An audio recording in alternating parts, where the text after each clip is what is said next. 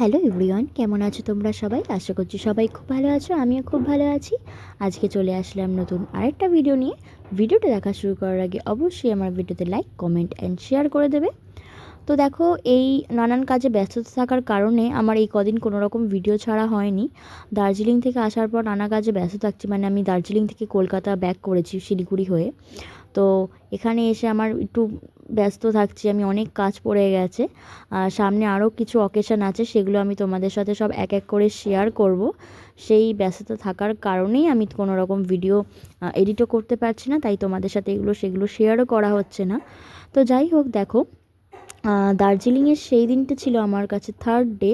দার্জিলিংয়ের থার্ড ডেতে আমি চলে গেছিলাম সময় নষ্ট না করে জুতে। ওখানকার জুটা বেশ অনেকটাই জায়গা নিয়েছিল, অনেকটাই বড়। হেঁটে কভার করা তো খুবই চাপ হয়ে গেছিলো। আর যেহেতু আমাদের এখানকার মতো নর্মাল রাস্তা ওখানে নয়, মানে সব উঁচু উঁচু রাস্তা, খুবই কষ্ট হয়েছে। তো দেখো, এখানে রেড পান্ডা, বিয়ার, আরও বিভিন্ন ধরনের নাম না জানা প্রাণী আমরা এখানে দেখেছিলাম, যেগুলোর দেখা তো দূরে থাক, মানে যেসব প্রাণী দেখা তো দূরে থাক সেগুলোর নামও শুনিনি। যেমন ধরো ব্লু শিপ, এরকম আরও অনেক কিছু। দেখা হচ্ছে পরের ভিডিওতে। টাটা।